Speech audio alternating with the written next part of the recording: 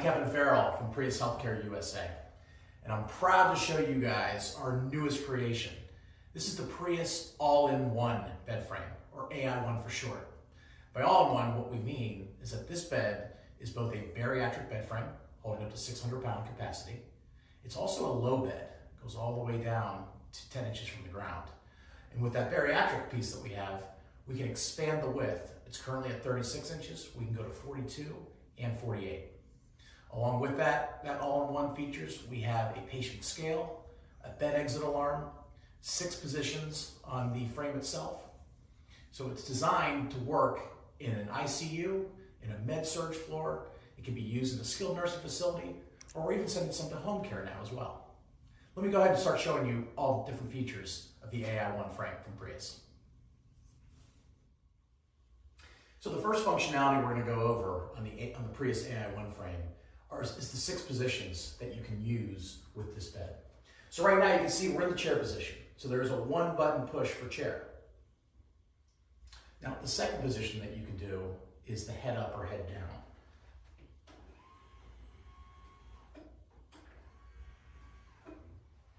The next position we're going to show you is the knee gauge. So you can move the knee gauge both up and then down. The next position feature is the high-low. And again, as I mentioned in the beginning, this is a true low bed. So I can lower the deck height all the way down to 10 inches from the ground. Then obviously you can bring it back up. And as it comes back up, you can bring it all the way up to 30 inches from the ground. So the next feature that we have is what's called level all. That's going to put the patient in the proper position for them to easily get in and out of bed. And that is resettable. And I will show you how you can control that here in just a bit. But first, let's push the level all button. So we go down to that low height that it needs to first. And then flattens out both the head and the foot end. Make the bed completely level. So all the features that I've shown you so far, the movements of the bed, can be accessed from the side remote control panel, from a patient hand pendant, and then also from the footboard. The ones that I show you from here on out, they're going to only be accessible by the footboard. The next position that we can show you is Trendelenburg and reverse Trendelenburg. First, put you there, trend. Then when you hit the reverse Trendelenburg, it'll level in the middle and stop. And then you can go ahead and start going down on the reverse Trendelenburg. The last position I'm going to show you is the contour feature. This is on the footboard and also on the side remote control, but not on the hand pendant.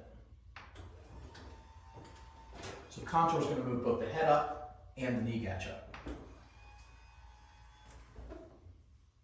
Now on some of these positions, you can do a patient lockout feature. So for the head up and down, that can be locked out.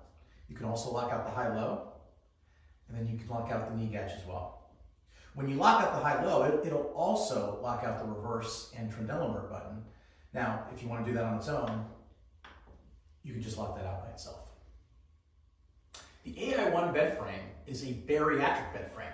So right now you see it in its 36-inch width, but we can expand that. There are triggers on the underside of the bed deck, and when I pull it out once, this would be for 42 inches. I pull it out twice, we'll go to 48. And there's 8 different panels that need to be expanded. Okay, now we have all 8 bed deck extenders pulled out so that it can accommodate a 48-inch mattress. One more piece that needs to be done, in addition to just the bed deck extenders, is the actual pan deck itself needs to extend out because we have mattress retainers on the end. So there's another trigger underneath here that will allow us to move this panel either to 42 or all the way out to 48. Then you can fit your 48-inch mattress in there nice and tight. Okay, to move the bed back to a 36-inch width, you're going to deploy the same trigger here underneath on the bed deck, and then just push in. So in addition to width expandability of the AI1 bed frame, we can also expand the length. So right now you're seeing the bed deck at 80 inches. Down here at the end of the footboard, there's a trigger. So I can extend it to 84, and then all the way to 88 inches. So once the under part of the deck is extended out to 84 or 88 inches, You also need to extend the pan deck as well. So you're going to lift up the foot end of the bed here, and then there's a knob in the middle, so I can extend it to either 84 or 88. And then just lift up and lower down, and now you have your 88-inch bed deck set. The next feature here is the anklonometer. The anklonometer is important if you have somebody that's either tube feeding or a trach patient, and you need to have the bed head end up at a certain height. It'll let you know the angle. So as I raise the head of the bed, you'll notice the green LEDs on that sidewall control panel will then let me know exactly what angle I'm at. Another aspect of the side rails is that you can see that there's an outboard control that can be used by the caregiver, or for the patient themselves, we have an inboard control, as you can see.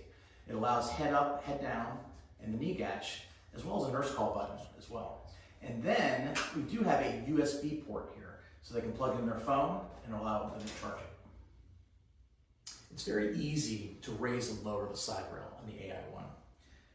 To raise it, all you have to do is lift it gently up. It locks into place. And then to lower it, there's a green handle on the underside of the side rail. Lift that up. You can just lower it back down to its lowest position. We have central brake and steer on the frame that's accessible from the foot end. And there's a pedal on either side. In the middle, you'll be in the neutral position, so you can move the bed all over. By pushing down on the pedal, now it's in the brake, so it can't move the bed at all. The other position that you have is up to the very top, and that's for the steer caster. The yellow collar caster, that's the one that does steer. So as I move it, it'll lock that position, so when you're rolling it down a hallway, it'll go straight. We're going to show you now how the patient weight scale works. The first thing you're going to do is zero out the frame. Push and hold. It'll take 5 seconds, and then it'll zero out. Okay, now that you have it at 0, I'm going to go ahead and demonstrate by putting a 25-pound weight on here for the accuracy of the scale.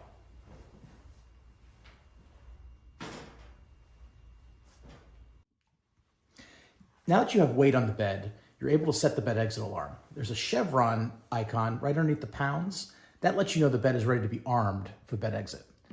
So I hit the reset set button once, that puts it in zone 1. When I hit it a second time, you can go to zone 2 of the bed exit alarm, or a third time, that'll put it in zone 3. If you want to turn off the bed exit alarm, you simply hit it again, nothing's illuminated, the bed exit is off. I'll put it in zone 1 again now, and we'll show you on the bed itself how that zone 1 alarm works. So here I'll demonstrate how the zone 1 alarm works. Zone 1 is designed for people that are immobile, maybe in the ICU, on a ventilator, or in a coma, and you want to know if they make any movement whatsoever. So all I have to do is just lift one shoulder, and that'll trigger the zone 1 alarm. Now for the zone 2 alarm, that's going to be a 50% weight shift. So it's at when somebody's getting ready to get out of bed, that's when the alarm will trigger. So I'll demonstrate that here. Now the alarm goes off for zone 2. The final alarm is zone 3. Zone 3 is the wandering alarm. That's when you have someone that's not a fall risk, but you want to know if they got out of bed before they start wandering around the facility. So with that, you have to get completely out of the bed in order for it to trigger. That's zone 3. For the bed exit alarm, there's 3 different levels of sound. Let's show you those. So first is the low alarm. There's an alarm button right over here on the left. You hit that once. Now it's the medium alarm. And if you really want to hear it, there's your high alarm. It's screaming. To turn off the bed exit alarm, you just hit the reset set button. In addition to turning off the alarm, you can also just mute it. So if we trigger the alarm again, this mute button over here on the right, that'll mute your alarm. A few more features we have on the foot end of the bed, on the footboard control panel. There's a CPR button that when I push, it'll put it into CPR mode. We also have an underbed light. So when I hit that button, that's going to turn on a nice amber colored light on both sides of the under part of the bed. And we chose amber as the color because it doesn't disturb any sort of nocturnal rhythms versus something that might be blue or white. So it's a very pleasant, very pleasing color for the patient. On the footboard of the AI1 frame, you're able to hang different devices off of it. Here we have one of our low air loss systems, the Salute RDX. You can also do a DVT, feeding pump, whatever else you need to put at the foot end.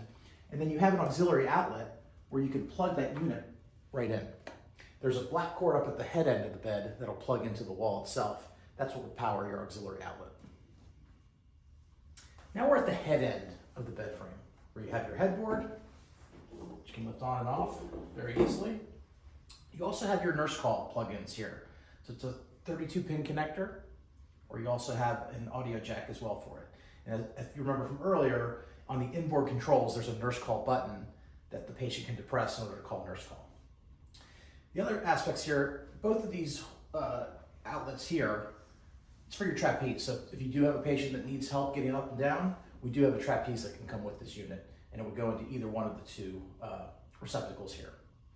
Finally, the power cords. So what I mentioned earlier with the auxiliary outlet, this black power cord is to work with that auxiliary outlet. So that needs to be plugged in order for that foot end outlet to operate. And then the gray power cord is the actual power cord for the bed itself. So this one has to be plugged in order for the bed to operate. Though we do have a 8-hour battery on this as well. So if it is unplugged, you can operate the controls for up to 8 hours, depending on how much you move the controls of the bed. Assembly of the AI1 bed frame really could not be more simple. It'll come just as you see it. There's only 3 steps that you need to do. First is plug the gray power cord in. That's the main power to the bed. Then you have your headboard, which you insert receptacles like so. Finally, then you have your footboard. Footboard's 2 steps. So you're going to put the posts into the receptacles. Then you have this cord that's going to connect to give the footboard power. The AI1 bed frame is now ready for operation. Thank you for watching this in-service video on the Prius All-in-One or AI1 bed frame. So as you can see, it's a great bed for med-surg. It's a great bed for bariatrics with expandability. It's a great bed for fall prevention with the low height going all the way down to 10 inches from the ground. And it can be used in a facility or it can be used at home as well. If you have any questions, please feel free to call us at 813-854-5464. Or you can reach us on the web at www.priushc.com. We'll be happy to help you out however we can. Thanks again for watching. See you guys soon.